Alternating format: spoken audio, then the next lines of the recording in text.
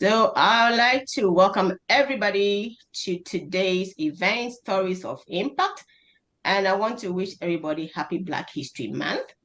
Black History Month celebrates the three big H's: our history, our heritage, and our honor. We all know that history has lots of ugly things, lots of injustices, and lots of murky waters. But I think that if we have courage, we can take this fine mesh strainer, and then we strain history through it. And what will remain are what I call the nuggets. And the nuggets, I refer to them as heritage. And today we have leaders from the nonprofit world who are coming to share their experiences and skills they've acquired running their nonprofits and impacting our communities here in Canada. And these skills and experiences converge to become our heritage. And I'm hoping that everybody gathered here today is going to take away some lessons to also go and improve their communities. So today we are coming here to celebrate the heritage of the nonprofit leadership in Canada. Thrive, despite the social economic barriers, that's lingering across all boards. Yeah, so I'll stop at that for now. By the way, Flora, this is a very, very, very, it's a long overdue forum. And I think this is something that has to go beyond the Black History Month. I think Black Canadians or Blacks in general should find a way to promote the culture, whether through the values or through diversity or social inclusion or whatnot. I think it's very important to celebrate, our cultural identities across all boards. And, and I know you as the force that has pretty much pushed this mandate across the entire, not just the province, even, through the entire, the larger community pretty much. So well done. And I'm happy to be a part of this conversation. Thank you, Bola. And that's a call for all of us. How do we extend this further than February so that we're continually in conversation and celebrating our communities? I'm going to introduce Salome next. Salome Ase is the Executive Director of the Council of Canadians of African and Canadian Heritage. She grew up on the Canadian prairies to parents who were leaders and advocates in the Ugandan community. So she was inspired by their own passion for education and activism and has pursued various leadership roles and has become a lifelong volunteer and activist, seeking equality and opportunities to lift up marginalized communities. So as the executive director of CASH, she brings her creativity, her innovation, desire for connection to causes that directly impact the community. Salome, thank you for joining us today. Tell us what CASH is up to, how CASH is building up the African diaspora community lately. Yes, thank you so much for having me. Yes, so CASH, the Council of Canadians of African and Caribbean Heritage, has been in Edmonton for 39 years now. So this is a really long-standing organization that I was a volunteer with before I became the executive director. And we have two main programs. One is our tutoring and mentorship program, where we hire university or post-secondary students to mentor young Black children, as well as tutor them at a very subsidized rate. And then we also have Afro Quiz, which is happening next weekend, and I hope to see you all there. It is our Jeopardy-style game program that has been running for 32 years, and where we teach kids about aspirational Black history. So history that extends beyond just the main focus, which is often at school, of slavery, and extends. This year our theme is royalty, and we are teaching kids about African empires and people who are heroes in the community today. So it's really to give them that sense of pride around their heritage, and for those who are not part of the Black community to also have that sense of awe around what we've accomplished. So we've also been a part of scholarships and offering kids opportunities. So over $250,000 in the past 3 years to Black youth have passed somehow through us. So really highlighting and uplifting youth to find opportunities to give themselves the best chance going forward. And I'm so happy to be here because the future is collaborative, and I believe that, yes, we should be doing this more often. Thank you. Thank you, Salome. If you haven't been to AfroQuiz by this point in Edmonton, you really need to go out there and experience what the kids are learning and experiencing too. I'm going to introduce Isa Kamara now. So Isa is the founder and executive director of Syncunia Community Development Organization, which targets immigrants, newcomers, refugees for successful transition to their host communities in Edmonton.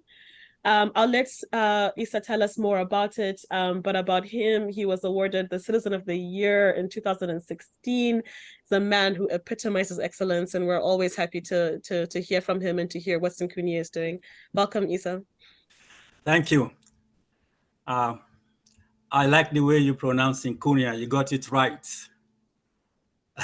I've been in contact with your organization for a long time now. Yes. I remember the name. Welcome again, everybody. My name is Isa Kamara, originally from Sierra Leone, West Africa. Syncunia is nothing fancy. It's just my village in Sierra Leone. So Syncunia Community Development Organization. The purpose originally was to help my community back in Sierra Leone. But then while I was completing my graduate studies in social work, I became very interested in working with African immigrant kids in Winnipeg, as most of them were experiencing very serious problems in the community, like gang activities, drug dealing. So most of them were sent to prison. So that became my interest to help address those concerns.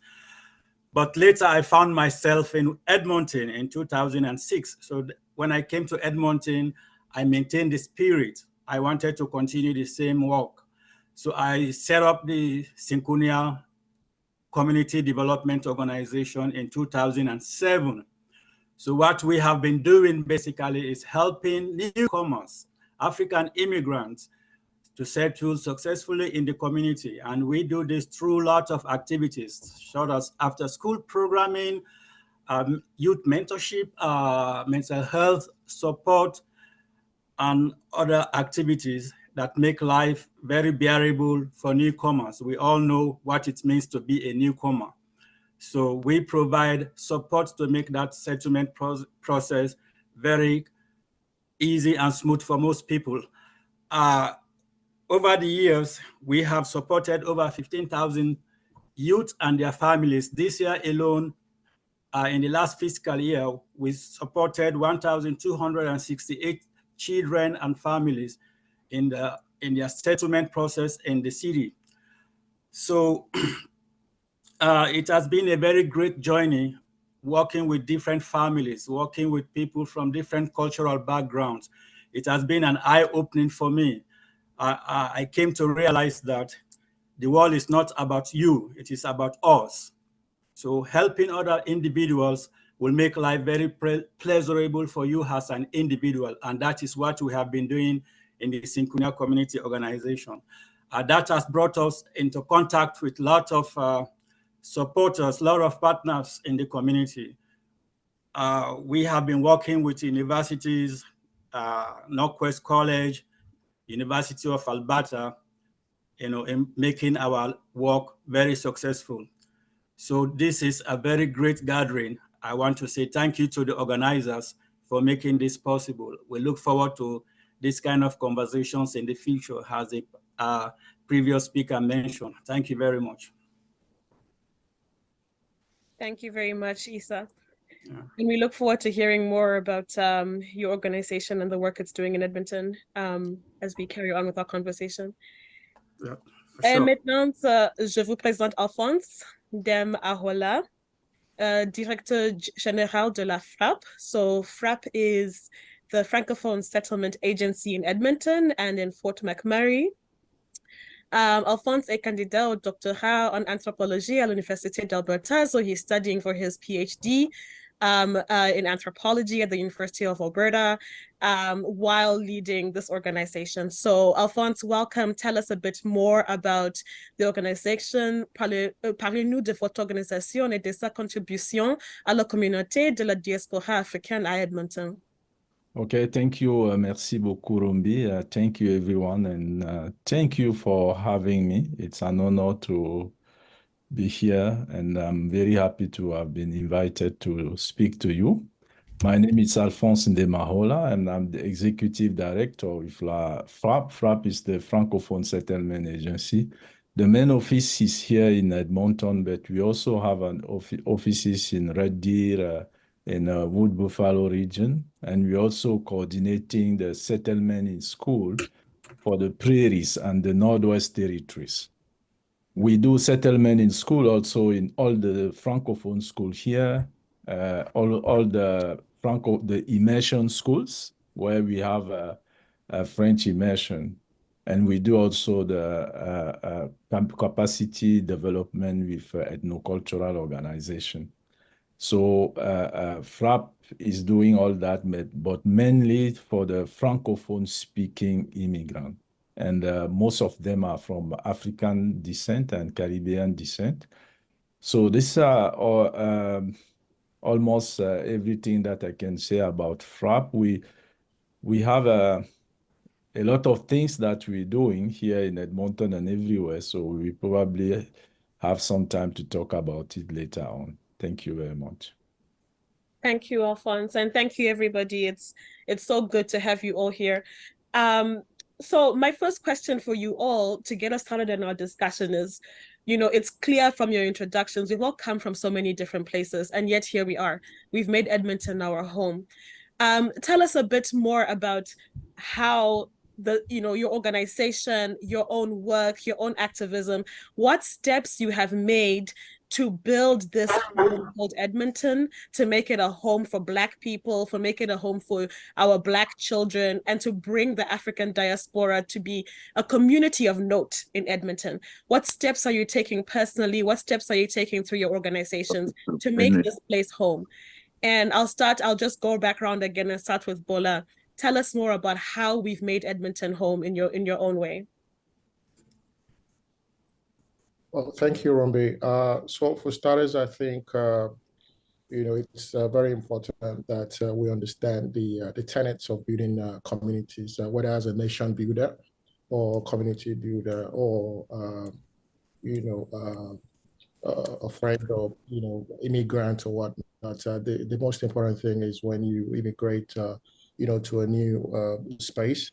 Pretty much the first thing is to find people of common interest, people that you share the same goals, people that can make you feel comfortable in your skin color, your race, religion, tribe, ethnicity, or whatnot. So, and then having found that, you need to now pretty much build capacity, right, to promote the culture, to promote excellence, to promote capacity, to promote community building and collaboration. So personally, when I got into Edmonton, I felt that there were quite a level of presence when it comes to Black culture, but it wasn't so really close to being excellent. So it became very pertinent for us as a group at the time to pretty much see how we can tap into building the community, not just because we want the numbers, but pretty much around building a resourceful cohort, a resourceful community that can pretty much impact the lives of the next generation. So I happen to be a part of, very small cohort in 2017 or 18 that pretty much,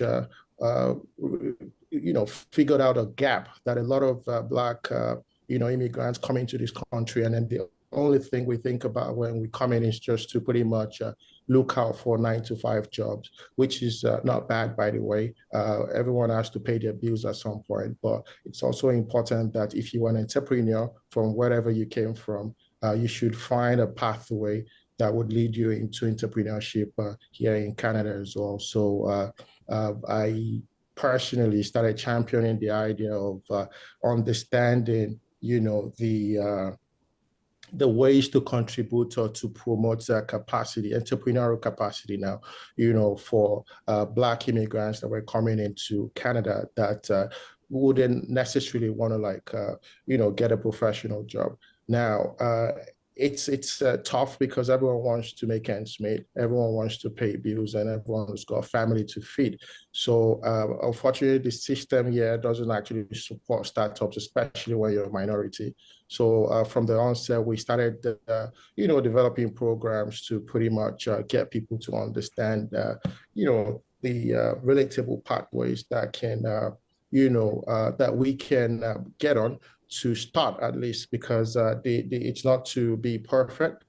It's to actually start from somewhere and then pretty much, evolve as we grow. So Canadian Imperial Advantage at the time was our first outfit that we pushed forward. And I'm sure some of us have probably met us in the past. I think I've met Alfonso at a couple of meetings with the ministers at Jasper's Place, and some few other men or women here. So we, at the point, we decided that to actually action or break social barriers or to make our voices be heard as Blacks, we don't have to be a part of, a system that we are not technically a part of. We want to be the leaders. We want to be the pace setters to pretty much, draw the policies that would be inclusive, to draw mandates that would pretty much bring people together, that would capture, equity, that would capture equality, that would be diversity reach, that would be pretty much,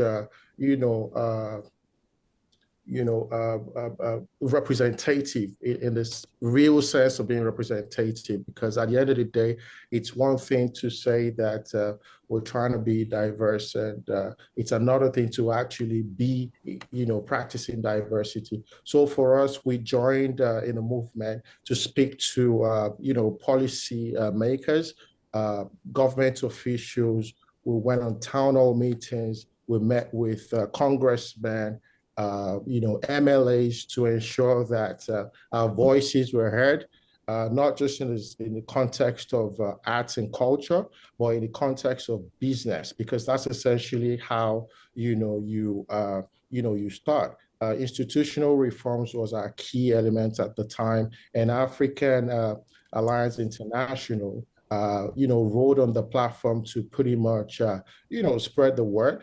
And we're glad that we've recorded, quite a number of, success stories and output over the years. Up until last month, we've empowered over 635 businesses from ideation phase to inclined profitability. Essentially, what that means is that we've had Black folks or Africans that would come through our doors with an idea or concept that they don't actually know how to implement or execute.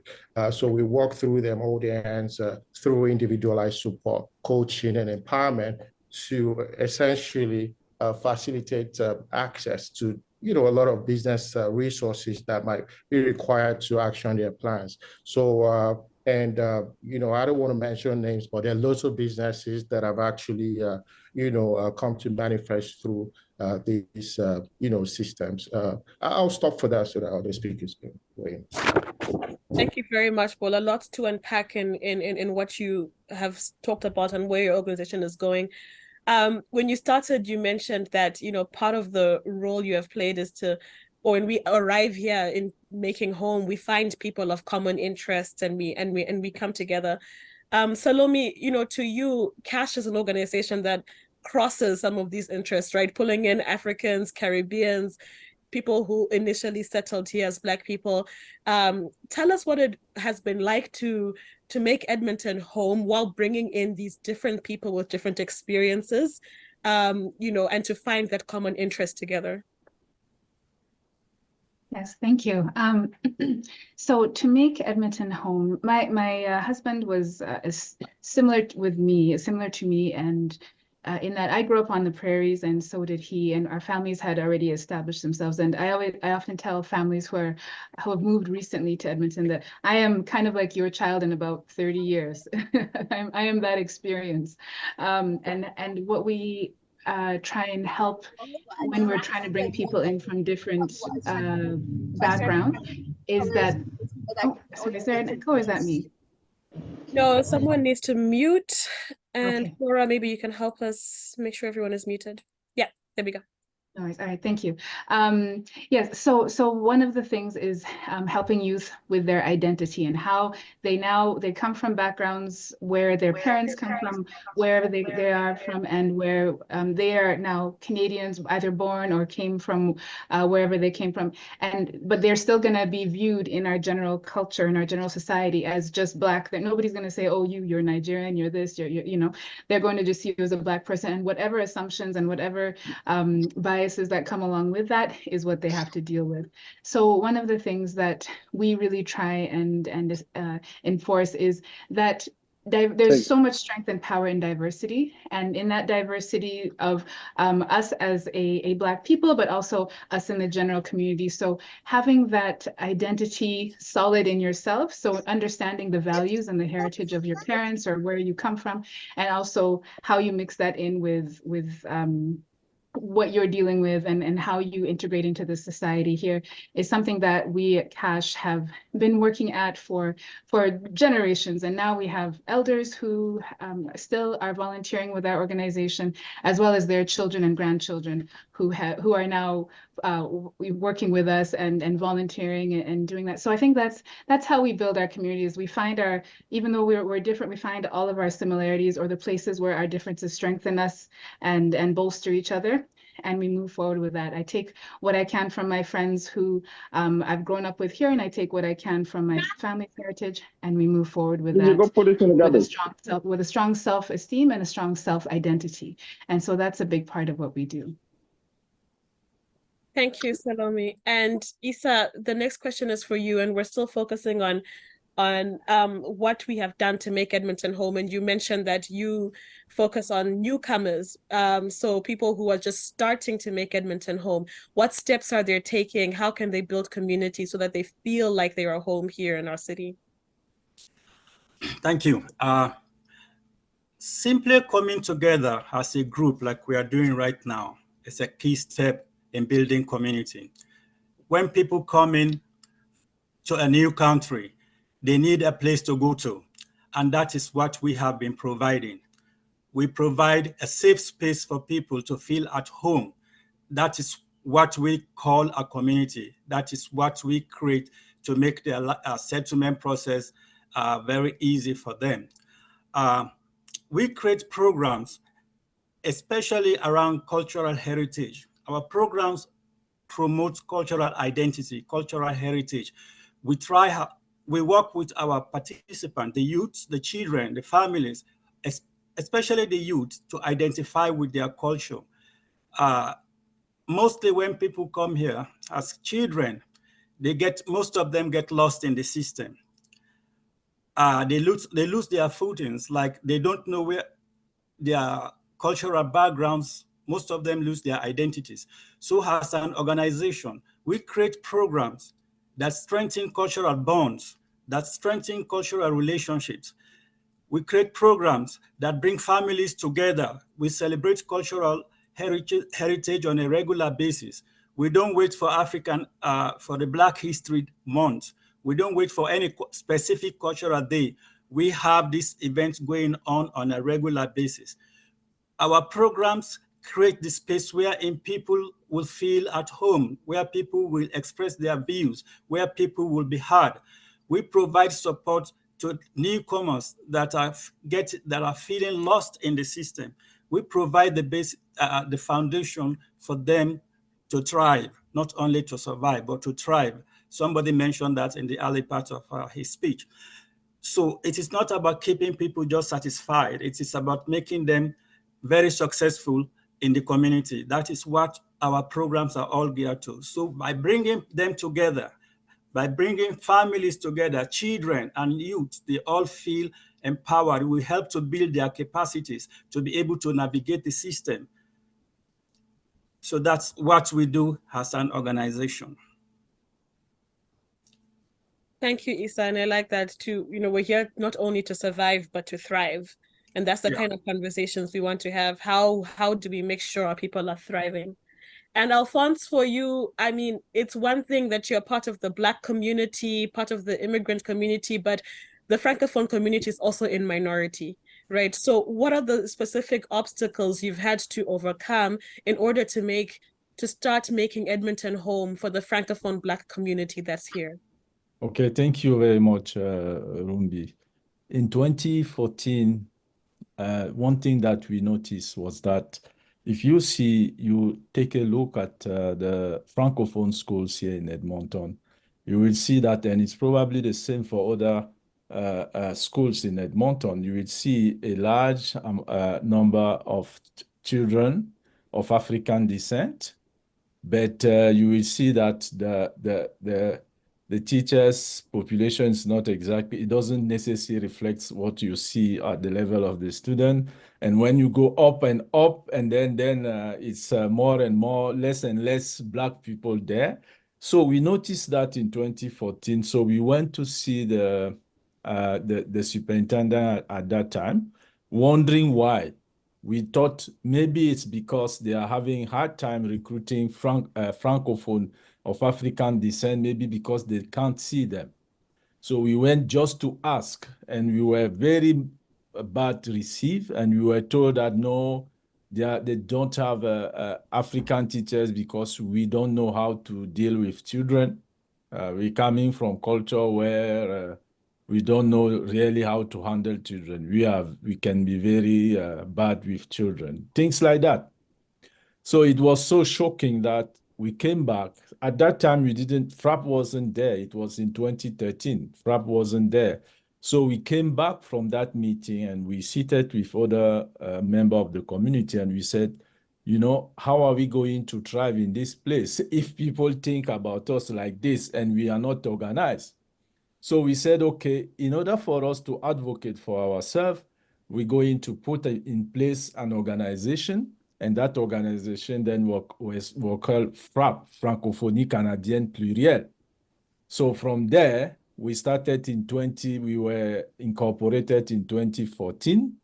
So we did a lot of advocacy in so much that the federal government in 2019 decided to give us funding to start the settlement and integration of Francophone immigrants. So from 2019 up to today, we started in 2019 with maybe 10 employees, and today we are almost 55 employees at La Frappe. And personally, I'm doing also a lot of things because I'm sitting on a number of tables. For instance, I'm at the Premier Council on Multiculturalism. So I'm trying to push also things that are things that can help our community. I'm also sitting on the National Committee on Francophone Immigration. So I'm doing the same for I'm mostly talking about the Francophone and African immigrant at large, because in many tables, I'm not talking about Francophones. I'm just talking about African immigrant. I'm also executive member of the Canadian Council for Refugees. So there, I'm doing the same thing. And I'm also one of the members of the medical school application review group. So I'm discussing with University of Alberta and other universities in how they can really work into the uptake of the African immigrant in medical school, things like that. So these are things that I'm doing personally. And also with FRAP, we're doing a lot, not only here, we're doing it on the prairies and the Northwest Territories and on the national level. So I'm contributing in that with other organizations like Africa Center. We're working hand in hand here with Africa Center, and we are always open to work with any other organization that would like to work with us. So that's what I can say at this time.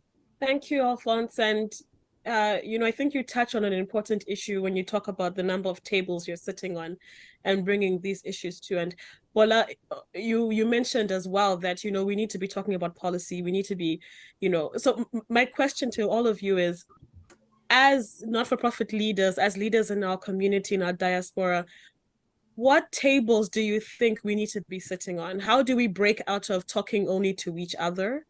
How do we make, the issues that are faced by our communities mainstream in our politics, in our, in our community, whatever it is? How do we break out, and where should we be focusing as diaspora communities and organizations? And I'll start with Salome this time.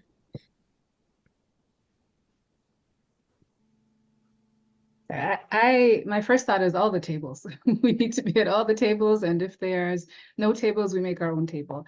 I think that in anywhere that we can advocate for our community, from as small as people in, let's say, schools, so that's a very, very local level, and bringing people in from our community. I'll say one thing. In the last, let's say, 10, 15 years, Edmonton has exploded in our Black population, right? I will say that in the last maybe 5 years is when I've been seeing maybe a little bit more change, mobility in our education system to try and help accommodate for, Black students. And it's slow. It's a very slow process, but it's happening. And namely, I think that on the high level, whether it's at the federal level or the provincial, or even with our mayors or our MLAs, being the leaders, us being there at those tables, but also making sure that we are bringing the people in our community to feel that they themselves are empowered, or to even know that these things exist. We've been here for 39 years, and many people don't know about our organization, and same with other Black organizations. So they arrive in Edmonton and don't necessarily know who their resources are. They don't know who to go to. Where's the organization that's going to help them in this situation, or how do they find community? How do they even find, somebody who can be like a vendor for whatever it is that they need? So there's so many levels that I feel that there's, COVID made us all go inside, which is not really a way that our community operates optimally, but we had to learn and adapt and figure out a way to communicate with each other. And I think that communication needs to continue and grow, so that now we're back out in the world, and to give people more and more access points to access these community groups, as well as to advocate for themselves in a bigger way. So being able to talk to people like us, but also knowing that they have power to talk to their teachers, to talk to their principals, to talk to the MLAs in their community, giving them those resources so that they can do it for themselves as well.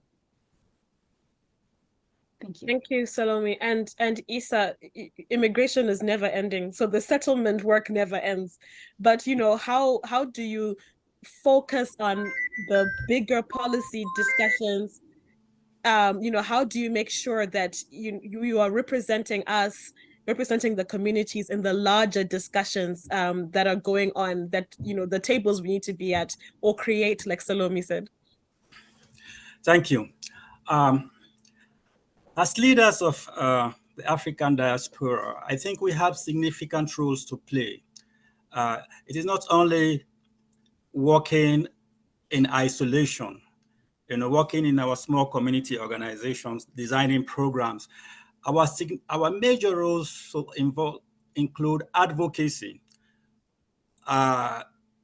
Whatever table you can find yourself, sit there and be an advocate.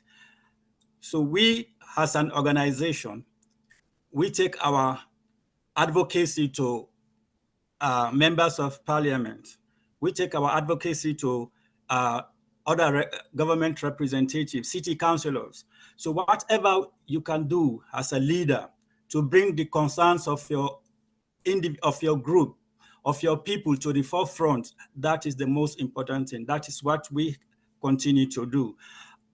We sometimes get a lot of cases in settlement and immigration cases. And we always find ourselves in the doorsteps of lawyers advocating for these people. We find ourselves in the doorsteps of politicians advocating for our people. So as leaders, it is our responsibility to continue that work, to champion the cause of our people. We cannot do that in isolation. Coming together in sessions like this is very important. It is only by sharing ideas that we can work as a family, that we can achieve great changes for our people. So we continue our advocacy work at all levels in the city. That's, as a small organization, I mean, we have been very successful in helping some individuals settle successfully in the community. Thank you, Issa. Thank you. Yeah, thank you for that. And, you know, Issa has said we need to be at these tables. We need to make sure that we're representing our community.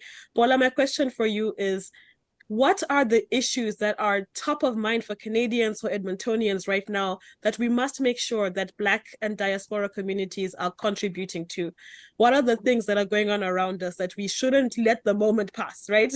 That we need to make sure we're in these policy discussions, in these discussions about things that are changing in our world currently and in Edmonton and in Canada? Yeah, thank you, Rumbi. And to start with, one of the reasons why I'm actually in support of what Flora is doing is because I know the organization is also research-based, right? It's tough as a community or group of, people to impact new strategies or new approach to development without data, without research, without the right information to power some of these initiatives, right? And even in some times, as the case may be, the government, they don't even have the most accurate data for the Black, communities, right? They rely on these organizations, our organizations, to generate some of this data so that they can be more efficient with their, not just funding, but their participation. So to start with, I think it's very critical, it's very, very critical that our approach towards data gathering has to be very intentional, right? And it has to be methodical as well, in a way that every activity is recorded and the impact has to be measured. Then moving forward, Salome talked about education.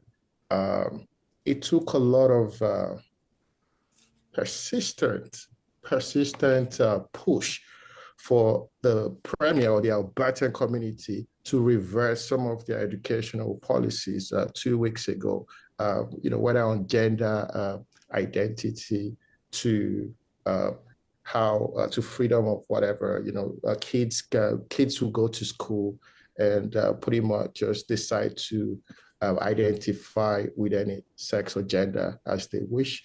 Without the consent of the parent. Now, we know as Africans that wouldn't be cultural, right? It wouldn't be something that we would identify with naturally. On a political side now, I think it's important that we as Africans sit on key institutions, right? On tables of key sectors like education, right? To ensure that some of their views or values, right, do not entirely clash with cultural, heritage or values. Now, that's on education. When it comes to, the entrepreneurship as well, business, which is also a part of what we do, I haven't actually seen a corporate registry in Canada, especially in Alberta, owned by Blacks, right? So it's tough sometimes when newcomers come in. Some of these corporate registries, they can't relate to some of the documents or some registration requirements that Africans bring to Canada. I've seen a lot of Africans being turned back because their driver's license is actually outdated or it's not actually recognized for whatever reason. I've seen a lot of people struggle with business registration credentials just because the registry couldn't relate to it. So moving forward, I think that to impact that change that we need to be a part of those key streams, right, of development. And I think it goes beyond just coming together. We should also ensure that there's that cross-cultural bridge, right? So that these ideas, the concepts, the concerns, as the case may be, are pretty much being conveyed to the right authorities, right? And someone mentioned it earlier as well, even in terms of navigation, the navigation system for newcomers or for the Black community is actually not effective as it should be. But we're not here to really talk about the problems. We're here to talk about solutions, pretty much. So for me, I think the first is to actually understand where we need to participate and how we need to participate. So research is a very critical component to it. And then, understanding that that multiculturalism, the cross-cultural connection is actually very key because, on this call, we probably have a lot of founders of community organizations that do not even know each other, right? So how do we even know how to filter the Francophones to the organizations that deal with, French-speaking initiatives? How do we know how to filter newcomers to the organizations? Is there a mechanism to redirect people to refugee organizations? So it has to be methodical to see that level of change that we want. Thank you, Bola. And for you, Alphonse, Bola mentioned that we have to have the right data in our hands for us to go and do the advocacy we've been talking about. And, an organization like FRAP, you are in schools, you can see what's happening. How do you get the information you are getting from your organizations, from the work you are doing, into the hands of the rest of us, all of us who are part of community, so that we know our data, we know what to advocate for? How do we translate the knowledge that the organizations are getting into the rest of the community?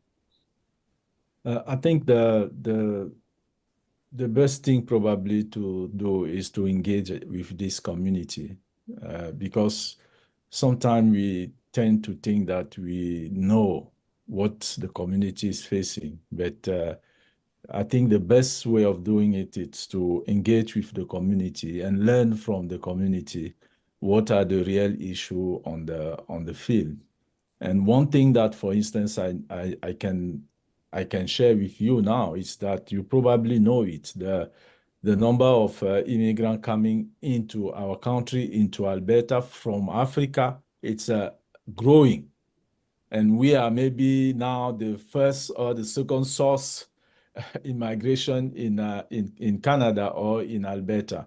And this comes with a lot of challenges too. For instance, I was in a radio 2 weeks ago and I was asked if I can say something about the fact that on the street now, before, you didn't see too much homeless of African descent.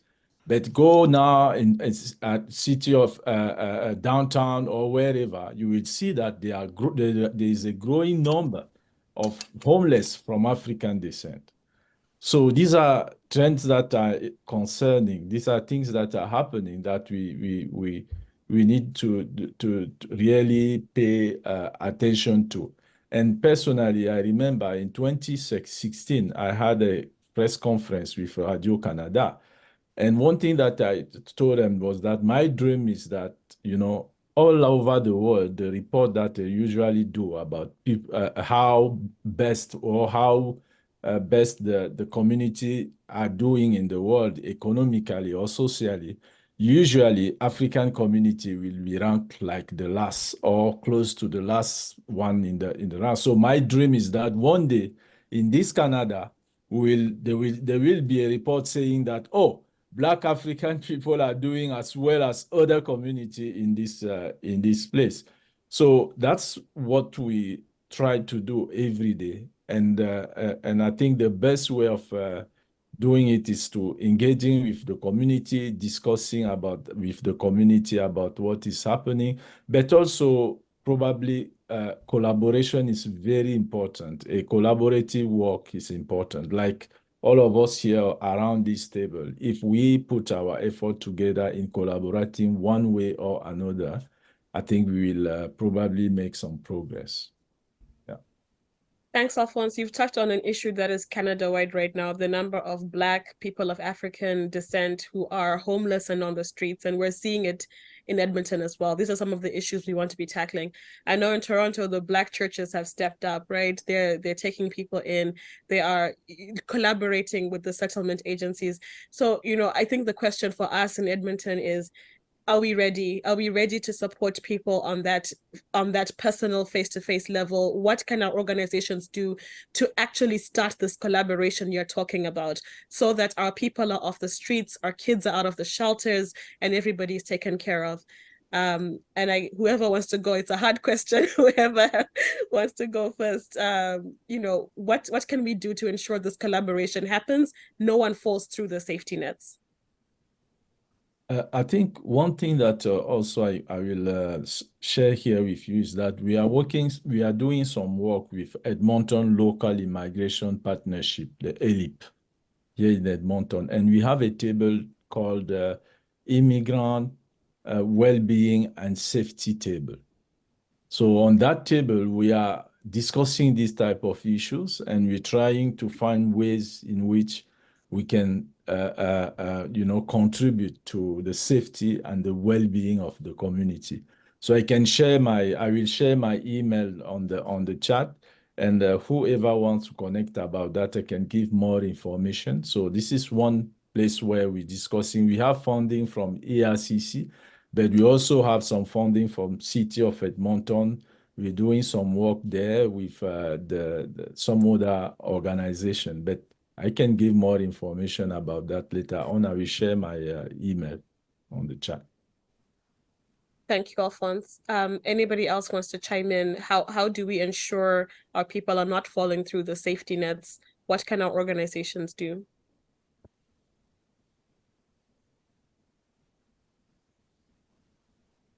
I will chime in. It's such a layered, it's a very deep question. And I'm afraid I don't think there is any one solution.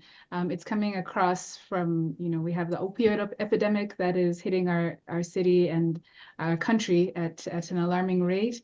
We have, newcomers and the struggles that they have as well. And we live in a country that is very cold. And this is not the place to be, where you can really afford to not have resources. I think that what some of the other speakers have talked about, us coming together so that we can advocate for those individuals. I think also when they are in those positions where there is a crisis, is there a list somewhere of, where the social system can reach out to groups like us? But at the same time, are the groups, nonprofits being supported to have capacity to be able to support at that level? I feel like that is, the funding that nonprofits are given is very minuscule for our program, very specific things. So for programming, but they don't give you money for hiring people and having staff and doing all those things that are required to be able to support at that level. So as much as we want, and we have a heart for that, and like you said, in Toronto, they're leaning on their churches to do that.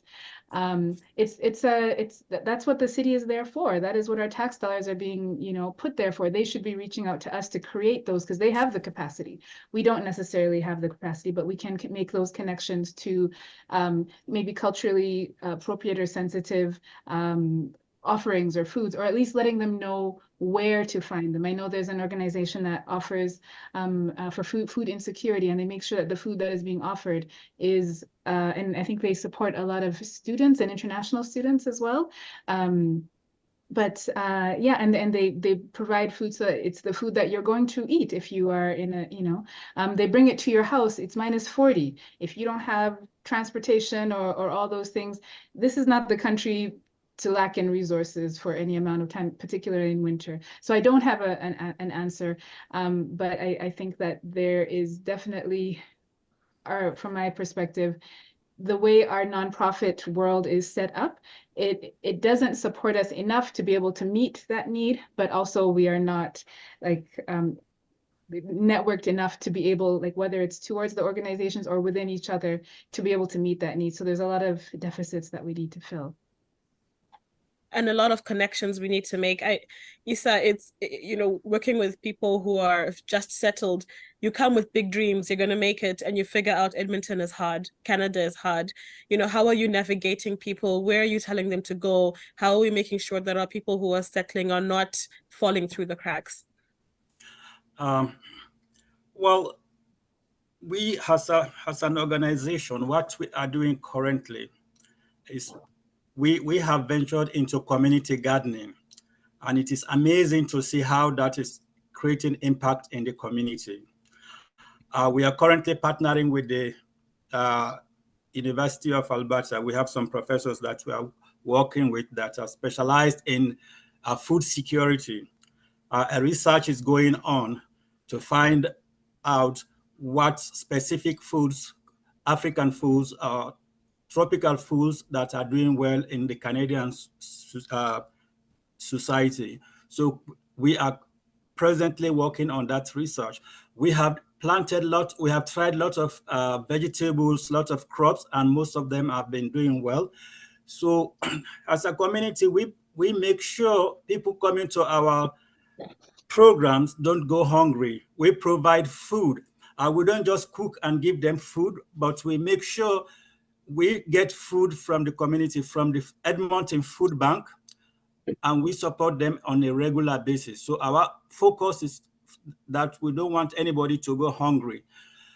But in order for us to do that on a larger scale so that nobody get left behind, we need collaboration, like we are talking here. We need the collective effort of other organizations. We cannot do this in isolation. So I think the first place, the starting point is that we are working with other partners in the University of Alberta that are also focused on food security, because food is the foremost thing that a newcomer needs. Food and shelter. Once those basic amenities are addressed, then we start to think about other things. But the most important thing here is that the way the funding system is structured is not in the best interest of nonprofit organizations. Like, they give you money for specific programming, and you cannot divert resources to other very significant areas. So if we as organizations are collaborating, what we have, we can always share responsibility, to make sure our people are well supported, are well cared for. So if an organization has a strength in providing food security, then they will work with another organization that has the capacity in another area. So by collaborating our effort, it means we will be able to support many people in the community. We will be able to look after each other. But it all comes down to the way the funding system is structured. That is the most difficult problem we are facing as organizations. But I guess we are all doing our best to do what is humanly possible to support each other in the community, to support our people. Absolutely, Isa. And we can hear from the passion everyone is speaking with that absolutely everyone is doing the best we can with the limited resources. And let's end this conversation on a higher note.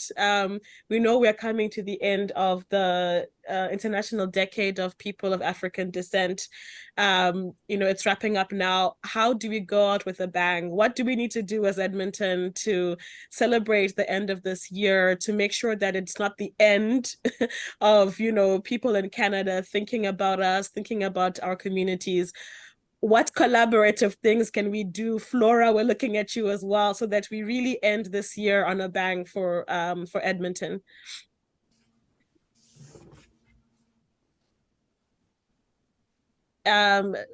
Anybody, who should I start with? Bola, anything that you're planning from your organization, anything you're thinking we can do together? And you're on mute if you're talking. Thank you, Robbie. Sorry, I was speaking on mute. So to start with, I don't know if this is news, but the international for decade African descent thing has been extended till 2028. So, which is good news for us as Black Canadians. Now, the question is, how do we fit into it and change, or optimize the output to record, a lot more than we've recorded in the last 4 or 5 years. And for those of us that do not know, Canada was a little bit behind schedule, maybe like a year or two before they actually plugged in. And we hope that in the next 5 years, it wouldn't repeat itself. And most importantly, in terms of structuring the components, right, under the larger, what's it called? Under the larger funding, I think it has to speak to the grassroots more. It has to reflect, some of the things that, Isa and Salome just mentioned, because there's restriction, right, with the flexibility with funding. And it's tough for community organizations to actually just, address some key needs when in actual fact, it wasn't a part of the proposal or whatever they said in earlier. However, I think on a sustainability, curve, I think, organizations need to come together, not just even to power community initiatives, but also to understand and see the bigger picture. So, for example, if there's a rise in homelessness, for example, and we're being chained or we're being restricted in terms of cash flow, then we could come together to apply for a charitable number, right? We get a charity, we can seek public donation directly from the public, do like a crowdfunding, and make it a case study to highlight Edmonton's rise in homelessness, for example. People would come in. It's a digital world, especially now in 2024. So people capturing, the content capturing Blacks sleeping in the streets of Edmonton, or like, they did a lot of that for the Alberta wildfire, right?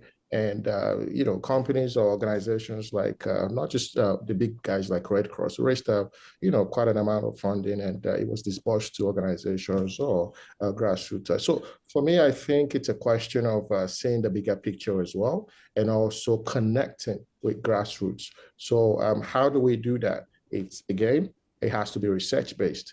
It has to be about measuring impact, right? It has to be looking like having a holistic review about how we've done in the past 5 years with respect to the African descent, and, areas of improvement that are very critical, right? There's no way to say it, at the end of the day, we're minorities, right? And there are implications of being, minorities. So the system is trying to support, but to make it, as impactful as it should be, I think it's up to us as well. So the question is, who are our leaders?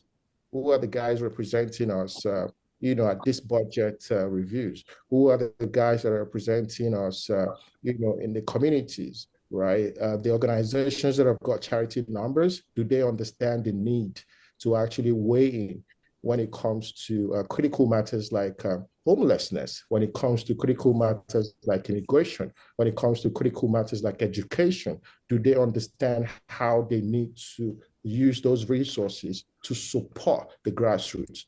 We know a lot of intermediary organizations, even in Edmonton, right, that they represent local organizations at the federal level. But how do they represent us? How do we make sure that we put our concerns together for them to go communicate to the federal. We cannot be at the federal level every time, but whatever the message is out there, it has to represent the real needs or concerns of the community.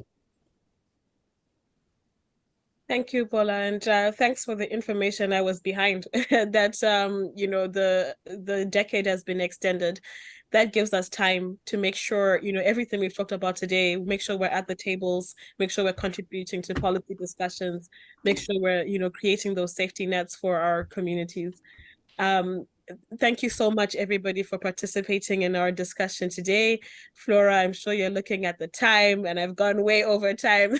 Thank you so much. You know, there's so much we took away from today. There's so much we heard about the collaboration we need amongst ourselves. One thing we haven't even touched on is, what about Black business? What does it mean for the not-for-profit sector to collaborate with Black business, especially as we're talking about shrinking funding, right? How do we uplift ourselves as communities, you know, by ourselves? Lots to talk about, Flora. We want to come back. We want to talk to business. We want everyone at the table so that we can, you know, really elevate these conversations. Thank you. Thank you, Rumbi. I think we have about a few more minutes that I'm going to allocate for us to talk about what you just said. And I'm just going to break this chat with a little short poetry. So then we'll come back and I will give you like 15 minutes to just talk about your last point. So let me just play this short video for us, because we're celebrating Black History Month. So we need a little bit of poetry from Black people. Okay. Black, can you hear? Is authenticity. Can you hear? Okay. Because it was only yesterday that we have arrived at today. The what? Haunted. Down deeply dark, flooded tunnels. But we drowned not, never lost our way. Roars of raiding bandits, plundering our resources, broke us not, never lost our strength, only to define us more clearly. How? How much? Because silence itself speaks, marks the milestones in effortless eruptions of truth, leaping off the pages of history. And why? A puzzle that spurs us on until each piece rests in its place. A true picture of us, a collection of one. Our being, our purpose to a world in need of courage. Black is authenticity. Thank you. I hope you enjoyed it. Black is authenticity. So we should be proud that we are Black people. We have a unique space within the human family. We are at the table with all the other humans, and we should be sitting there with confidence. I will hand over to Rumbi. Thank you, Flora. Did you write that, Flora? Yes. That's incredible. Thank you for sharing that with us. That's really special. We had just started to talk about, and you know, please, for everybody who's listening, the floor is open. If you have any questions, feel free to raise your hands and ask the panelists questions. We were just started to talk about, okay, we know that there's not enough funding.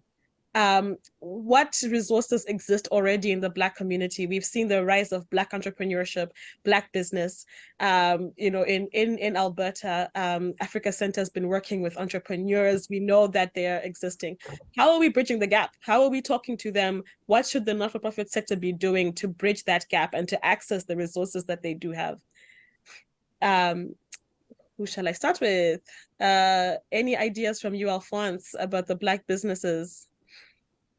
I think, honestly, there is things that we don't see at first, but if you ask me, I will tell you that the human resources is the first resources, it's the most important resources. So we are working on this thing. I think the most important thing probably is to think about ourselves in terms of how do we make sure that we have the skill, we're doing things right. We are identifying the real issue that our community has, not just because I want to do something and I come and do whatever it's available to do. It's important for us to be mindful of what we're doing, how we're doing, how we present ourselves, what type of image we send out there, what type of idea we are sustaining and we are conveying to people. I think it's extremely important for us to think about leadership in African leadership, because I might be naive in this, but I have the feeling that the leadership, it's almost everything. If you have something really who is aware of what he's doing and who really have the skill to do whatever you want to do, I'm sure we'll get somewhere.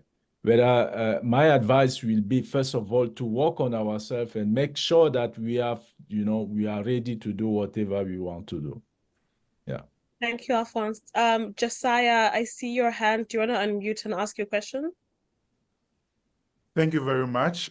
So I think all the panelists are doing a fantastic job today. My question is, you all spoke about community, and in our own Black communities, there is something I call the PhD syndrome, which is pull him down syndrome.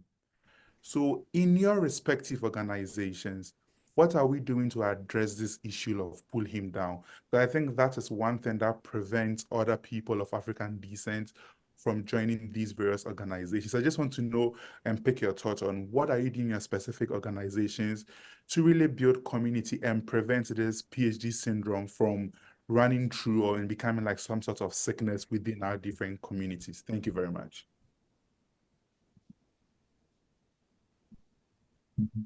Thanks for the question. Alphonse, do you want to try? Yes, I was just to say that the pull him down syndrome is also probably linked to what I was talking about, leadership. When somebody comes there, he doesn't really know what he's doing. He thinks that if he pulls Alphonse back, he will be better off. That's how he thinks. And he doesn't know what he's doing, but that's how he thinks, that if he pulls Bola or Issa or Salome down, then is the one that everybody will look at, not. So people, that's how some of our leaders that we have out there think. And I think we need to be careful with that, because those leaders are doing even worse to our community than everyone else.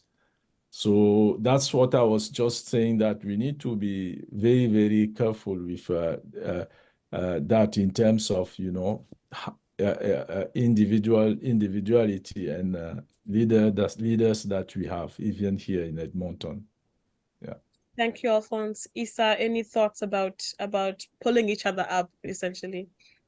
The PhD syndrome is very widespread in our communities, and whilst you are struggling to stay afloat as a community leader, you have other people that are trying to pull you down, and we don't have control over that. What we have control over is our ability as individuals, as leaders, to come together, to identify the problems in the community and work together to address those problems. The issue of pull him downs will always be around, but those people will get to a point wherein they will not be able to do anything with any of the leaders if we are working as a team, if we are working in synergy. Like, you cannot accomplish everything, as a leader. All we have to do to have an impact in the community is to come together as a collective and work together for the common good of our communities.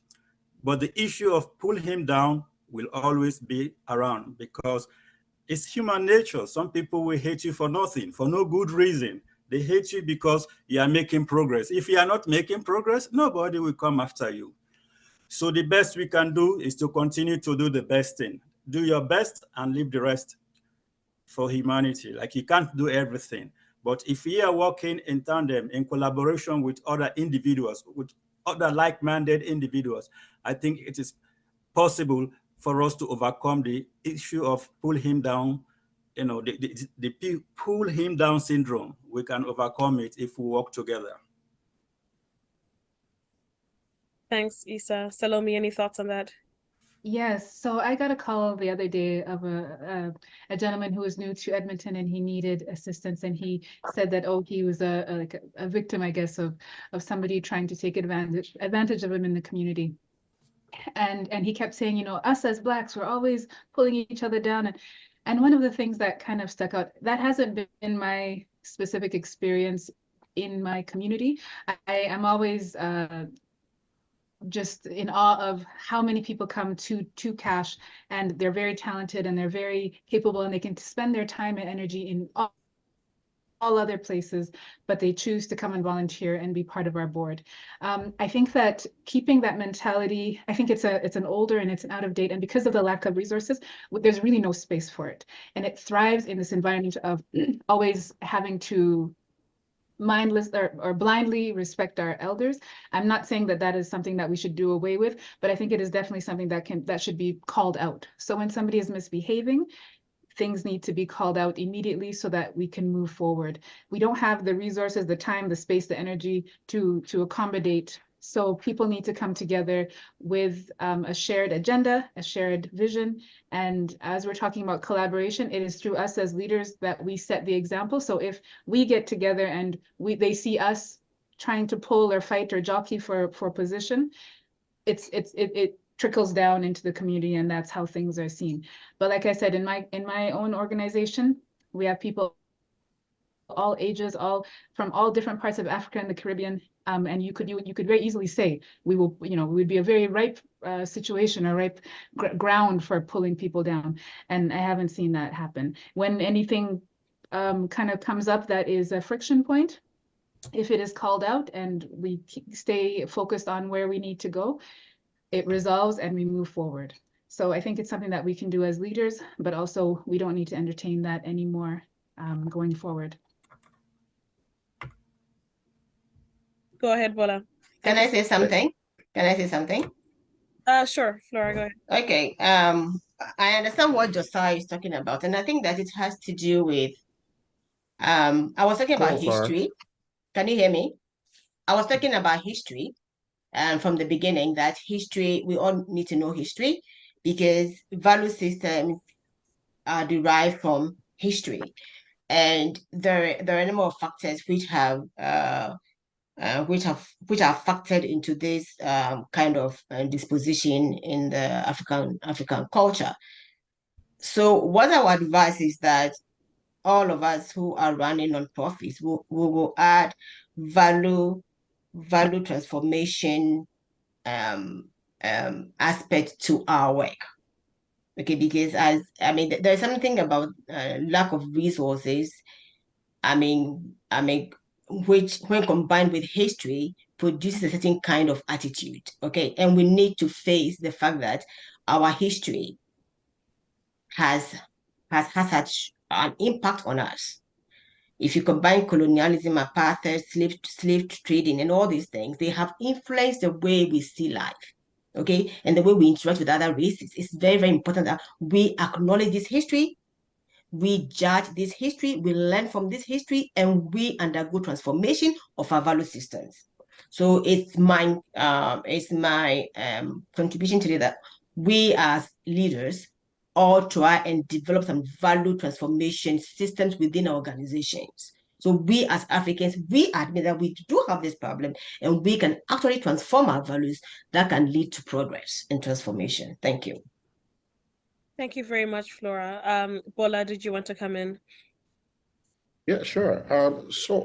Personally, I think it might be on a rise, or it might be higher within the Black community, but I think it's a general problem.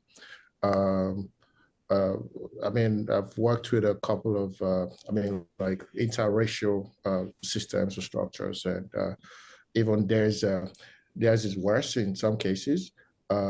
So I don't particularly think it's an African problem alone. It might be higher within our community. However, from a management standpoint, there are measures to check excesses, bias, or any act of prejudice, especially from the leadership standpoint. And to Afonso's point, it's a capacity problem, right? I think we should focus on actually empowering people with the right skill sets, best practices, upskilling, standardizing your operations, bringing people up to understand governance structure, policies like ESG policies. How do you pretty much how do you put diversity in the right context? For example, do you want to have a board of Nigerians alone? Or do you want to have one Nigerian, one Ghanaian, one Caribbean, one French, one, with different cultures? So there's a higher chance that when you put the same guys with the same belief, ethnicity, they would always have reason to pull each other down because for whatever reason, cultural, whatever, history, to Flora's point. But when there are checks and balances, right, it sort of like, checks itself out. If you put only men in the boardroom, right, the dynamics will be different to when you put women in their midst.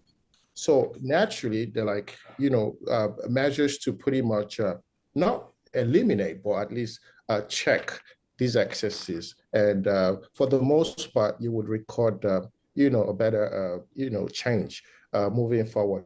But I do agree with Afonso. Generally, it's a capacity problem.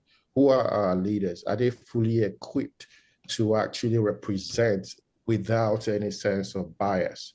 And even when it comes to the professional setup, right? Did you pay your dues before you actually start sitting as an AVP, as a director? Have you been through the ropes?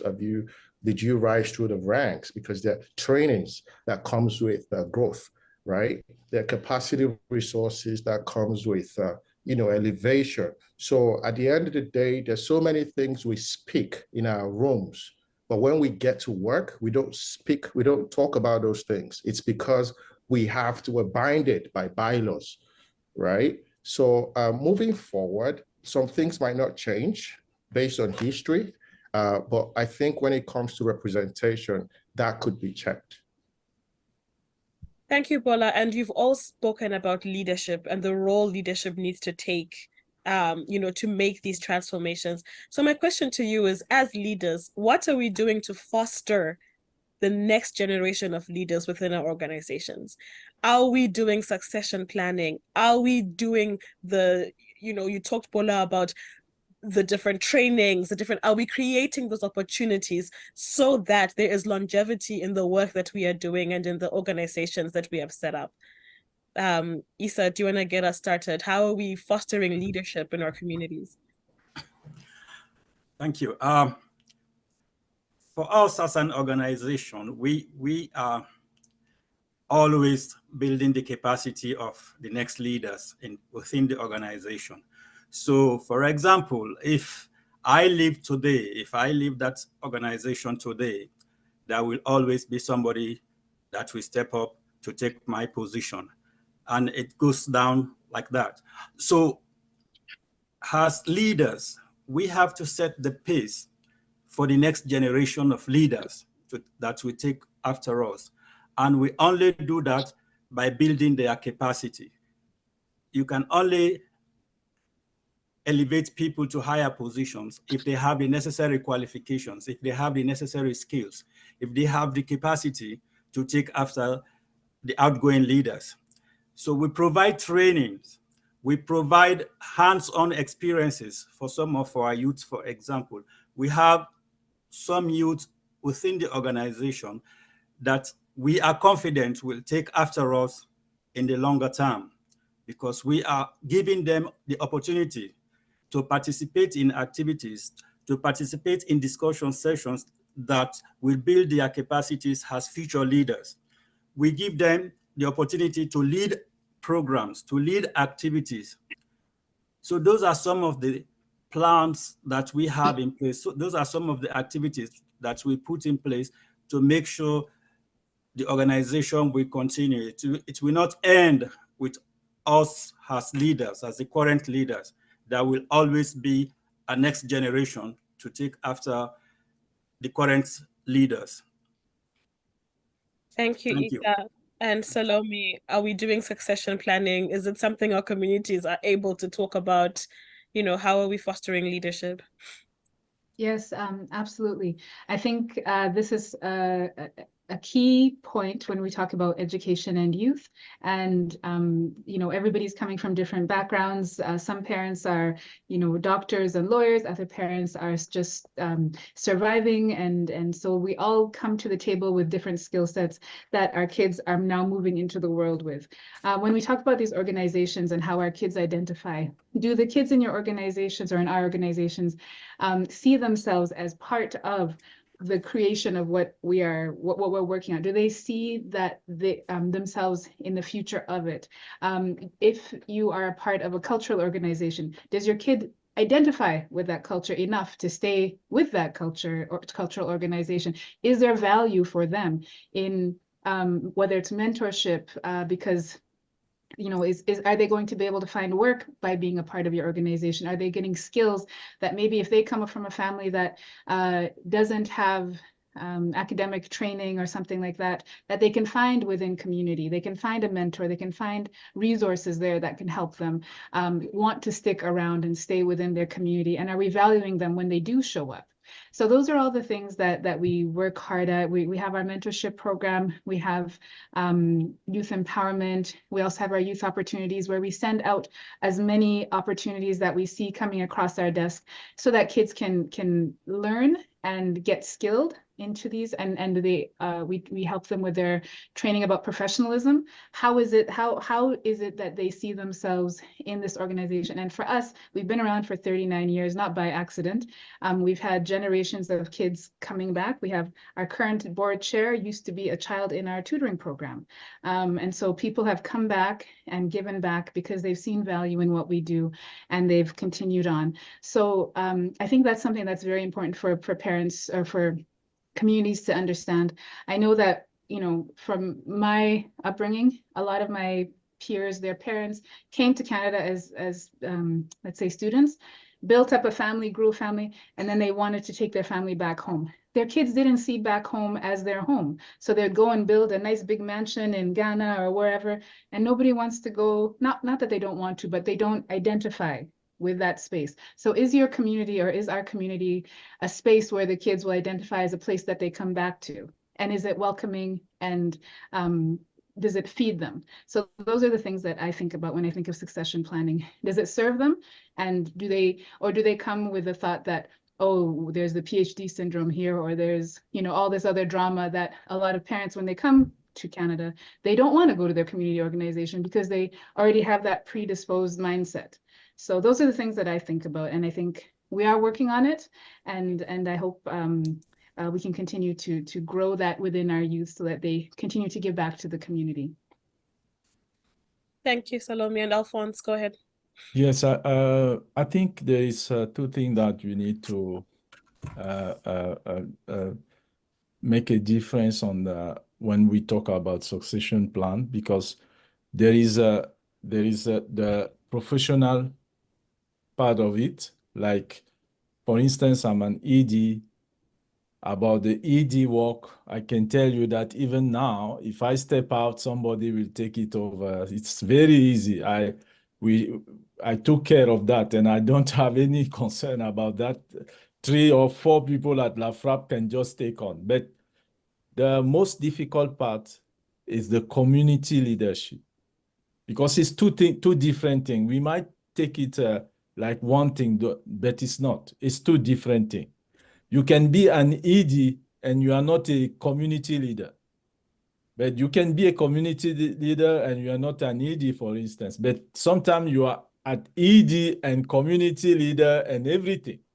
One day I was discussing with a MLA, and the MLA told me that some of us in the African community are like, it's like we have constituency, even though we are not elected.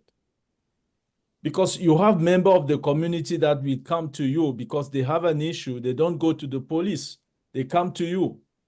They have a problem. They don't go to a settlement agency. They come to you because everybody sees you like, somebody who can bring some solution, some ideas, or at least some comfort. So that part is very difficult to find somebody who eventually can replace you or can take on. So it's a very complex thing, and it's good for us to think about it also and I think we have a lot of work to do on that community leadership. We have a lot of work to do there because that is very difficult, and there is no school, there is no university where they will tell you that, okay, this is how you deal with. It's very difficult. So I just wanted to highlight that and say at La Frappe, we are doing everything that we can do, even for the community leadership.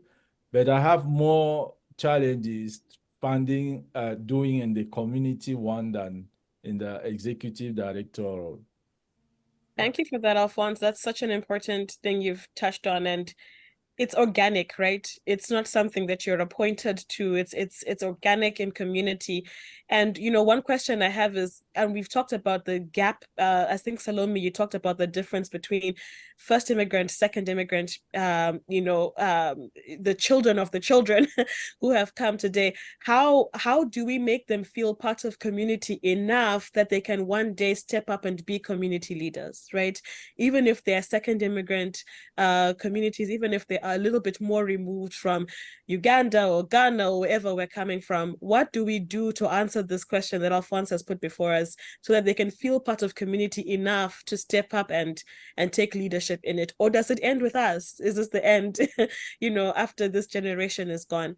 So that's a question to all of you. What do we do to foster that sense of community in our children, that they can see themselves as leaders of community one day?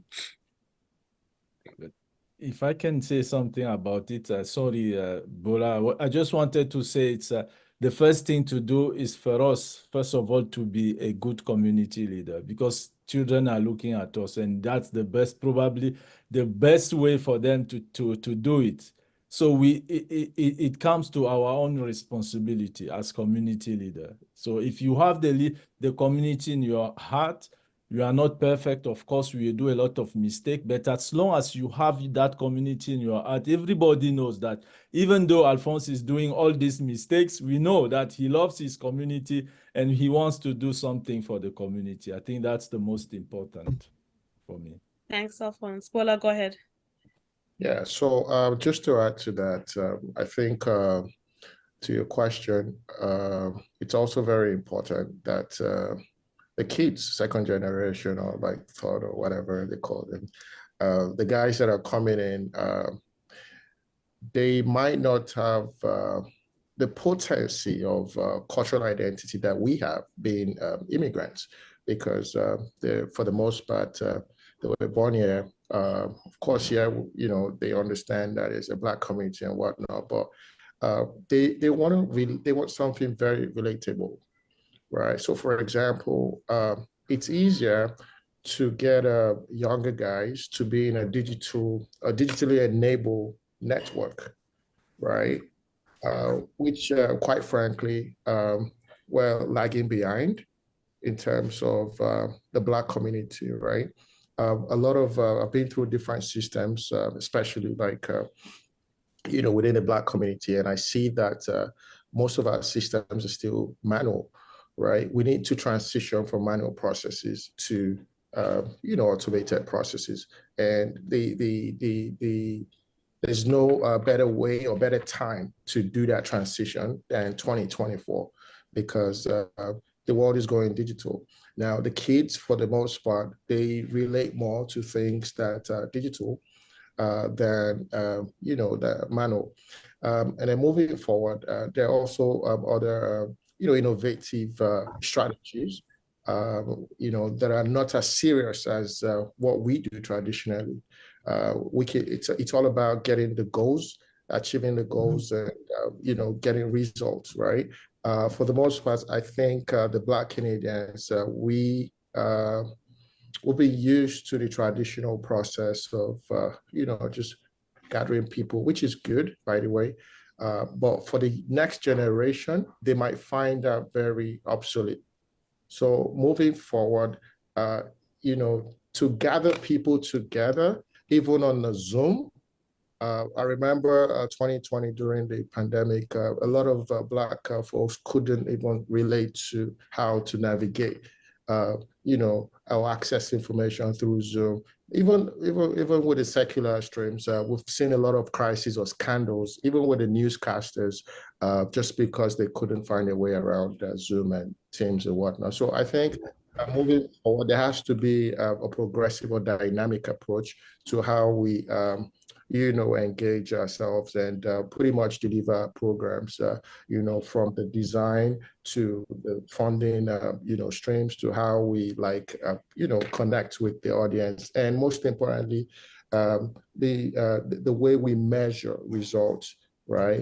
In terms of data gathering as well, I think the younger generation, they would rely more on data and digital mechanisms or tools to populate their initiatives or their reports, which is a good thing. So I think from now, even before we pass on, we need to find a way of automating a lot of our processes so that it would be, friendlier for the younger generation to pretty much adopt.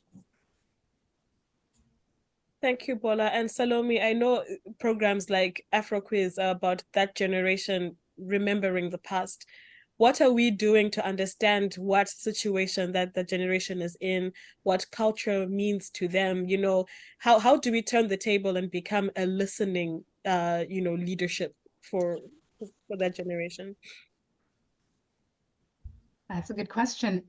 So with Africa, yes, we are discussing about history in the past, but we also do discuss current heroes and people who are in the diaspora who are doing things now, so that they can see themselves in these spaces and these places. I think the first thing is their community a place where they associate it with fun? Is the community a place where they associate it with warmth? Is it a place that they associate with positivity, learning, growth, somewhere where they can see themselves, where there's a space? And I don't know if we are not, if they come to engage with their community, and I understand that digitally is a way of how people do things now, but there is a deep desire, or not even like it's a need. It's a need for connection in an in-person space. Youth may be, especially high school, is an awkward time. They might be uncomfortable at first, but as soon as you get them there and they see other people like them and they engage, it's a way that even as adults, when you're in your community, your shoulders come down and you didn't even know they were up to begin with. So they might be the only child in their class. They might be the only Black child. They might be one of a few. And when they come to these spaces where there's others who are like them, it's really you can see them just make those connections that they didn't have before and they didn't know that they needed. Now, the question of how do we make them, does it end with us? I think it's about helping them identify who they are and who we are in Canada. Yes, we are initially maybe serving immigrant populations who have just arrived, but what does that look like for the next generation and how they can integrate their own experiences? Maybe they came as the children of parents who had just arrived and what they saw. Are we listening at that point? Are we listening when they were little? Are we listening when they're, because there's that thing in African culture of, you know, respect your elders, be quiet, be seen, not heard in some spaces. Are we letting them talk? Are we allowing for those spaces? Because if we're not, they're not going to want to be, you know, they're not going to want to be bothered. But if we can show them that there is space for them to grow, here's some resources that our organization has for you. And also, I want to hear from you. It is hard, trust me, I know. It is hard to pull those things out. But if you get them from when they're little, I have kids in our program who've been in our program since grade 1. And they know that they come each year and they meet their friends and we can talk and they understand each other. And that's where that dialogue happens. So it's really something that has to be an ongoing discussion while they're still engaged in those young years, so that by the time they get to the teen years, there's already that root system is built. There's you know, and we just have to keep fertilizing it as we go. Thank you.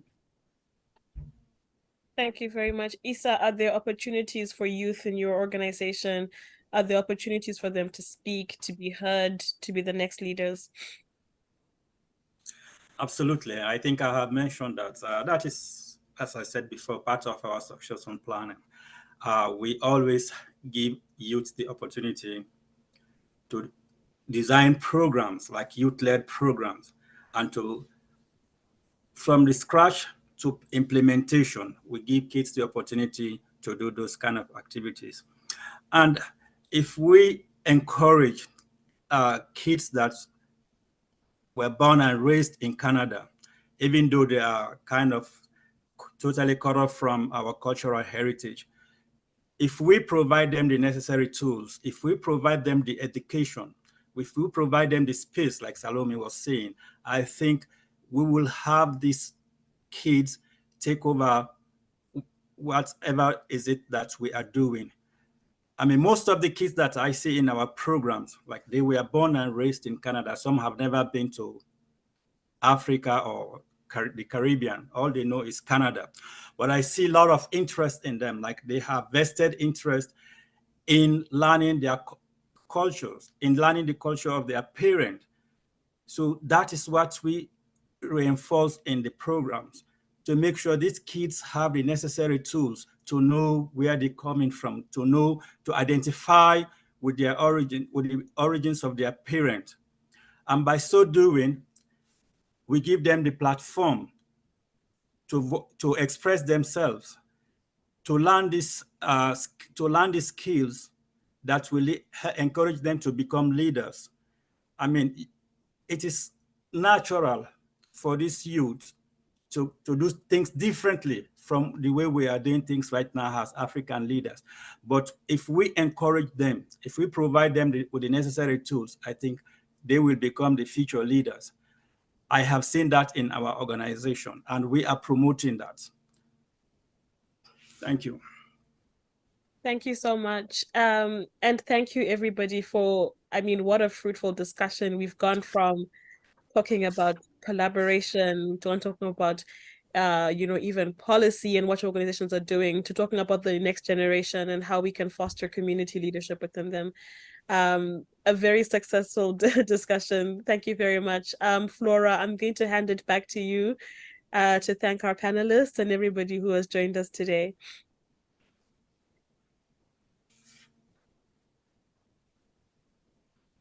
Flora, are you still with us? Mute.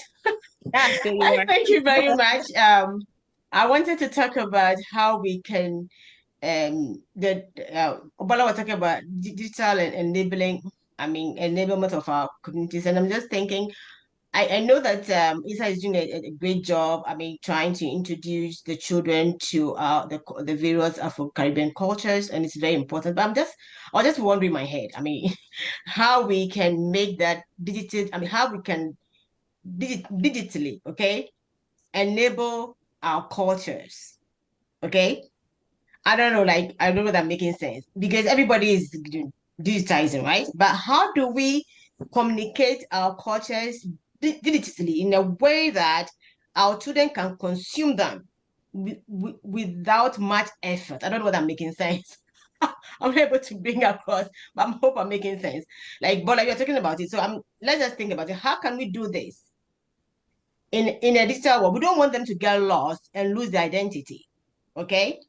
Everybody's going digital. But how do we digitize our distinct cultures in a way that can be easily consumed by children without much burden? I don't know whether I'm making sense, but you can take that away. I mean, if you want to answer it, fine, but it's just something that was bothering me.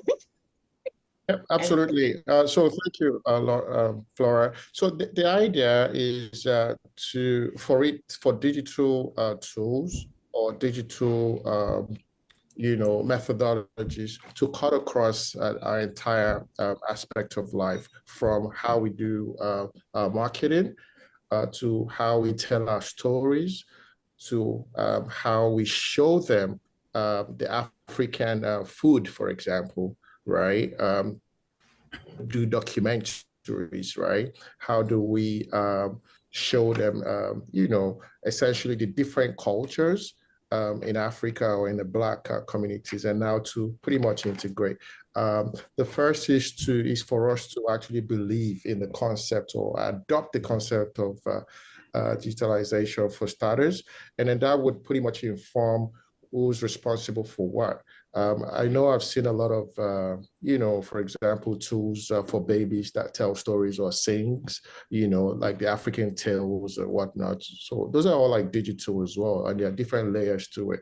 There are different mobile apps that connect people together, right? People with different cultures. There are different for example, data platforms that would automate work functions, just like ERPs and whatnot. And then, to simplify, our workflows and ease the stress of actually computing or imputing things manually. So for the most part, I think it's not something that could be done in a day. We would gradually get into it, depending, for example, there are games, for example, right? There are like even games that you can put on that will tell you the history of Malcolm X, for example, or Martin Luther King, and so on and so forth, that are very interactive.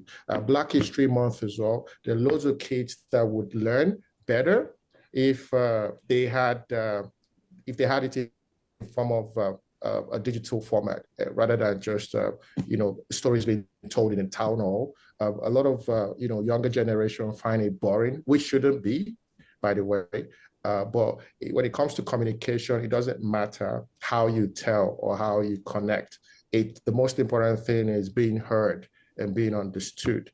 But it's getting to a level where even with the kids right now, the attention span is so low that they don't even want to they don't want to listen to things beyond a minute or 2 minutes in some cases, if it's not digital oriented.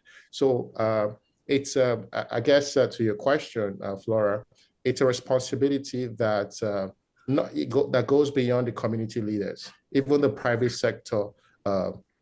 Black-led private sector companies need to understand the need to actually do some of these things. It's just like buying a Barbie doll, right? Growing up, we all we were used to buying a white Barbie doll, but now they're like reproducing Black dolls, right, for younger kids or daughters, or to play with. So it's going to be like a smooth revolution. But it should be intentional, and there's no better set of people to not enforce, to adopt and preach those things than the community leaders. Thank you. I think we've run out of time, so I want to thank everybody. I'm going to call somebody, one of the young people here, to thank everybody who was able to be here today. But I want to thank you very much. I just want to make a statement that even as we try to digitize, we should also remember that it's not all about digitization. There are certain things that cannot be digitized, and we should not throw away our culture just because of the world is going digital. We should be unique people, be able to we should have a very good hybrid.